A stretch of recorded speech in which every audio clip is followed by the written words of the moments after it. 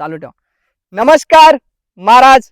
बाबा तिकडे काही पाहू नका, तुमचा जो प्रश्न आहे तो सांगा. हे पानाशी का होत आहे बस. मित्रांनो, सगळ्या महाराष्ट्राला, सगळ्या केळी बागायतदारांना पडलेला प्रश्न आहे की हे पानं असे का बरं होतात थंडीमध्ये. त्याच्यातलं एक कारण मी आता सांगणार आहे, कारण की व्हिडिओ मोठा होऊन जातो. मित्रांनो, त्याचं सगळ्यात मोठं कारण आहे हा C3 टाईप प्लांट आहे. म्हणजे C3 टाईप म्हणजे हा याला खूप मोठ्या प्रमाणात सूर्यप्रकाश लागतो बाबा. काय लागतो? सूर्यप्रकाश. आणि आताचे दिवस जर तुम्ही बघाल तर दिवस छोटे आहेत, त्याच्यामध्ये जर सूर्यप्रकाशाची तीव्रता जर तुम्ही बघाल ती तर त्याहूनही कमी आहे. मग इथे होतं काय, तुम्हाला थोडक्यात सांगतो बाबा. इथे होतं काय, आता हा पिवळा का बरं पडतो त्याच्यामध्ये सांगतो. याच्यामध्ये एक घटक असतो प्रोटोक्लोरोफिलाइड, पण त्याला हरितद्रव्यामध्ये रूपांतर होण्यासाठी लागतं सूर्यप्रकाश. सूर्यप्रकाश कमी पडला तर त्याचं हरितद्रव्यामध्ये रूपांतर व्हायला कमी लागेल. म्हणजे थोडक्यात जर तुम्ही एक काम करा, तुम्ही चहा करताना आपण जर केलं, एका पातेल्यामध्ये दूध टाकलं, चहापत्ती टाकली, साखर टाकली आणि त्याला गॅसच नाही लावला तर ती चहा होईल का? आणि दुसऱ्या याच्यामध्ये तुम्ही सगळं टाकलं आणि खालून गॅस लावून फुल गॅस केला तर त्याचं काय होईल?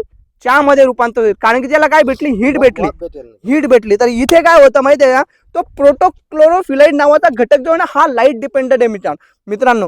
त्याला लाईट भेटलं म्हणजे सूर्यप्रकाश भेटलं की त्याचं रूपांतर तो क्लोरोफिल मध्ये करतो. पण इथे तो कमी होतो, त्याच्यामुळे झाडं पिवळी पडतात. आणि दुसरा महत्वाचा गोष्ट बाबा, एक घटक आहे अजून, त्याचं नाव आहे reactive oxygen species. Reactive oxygen species हे जे आहे ना मित्रांनो, हा मेसेजिंग मीडिया आहे. म्हणजे कुठला अटॅक झाला तर झाडाला सांगतं की हे असं असं झालंय. पण जेव्हा थंडी येते तेव्हा याचं प्रमाण खूप वाढून जातं.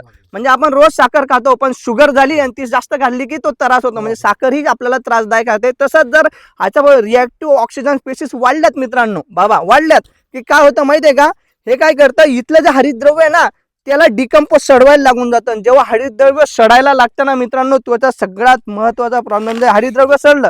आता इथे बघू द्या, हरितद्रव्य सडायला लागलं, हरितद्रव्य मारायला लागलं ते की मग झाड काय होतं मित्रांनो, त्याला पेशींना भूक लागायला लागते.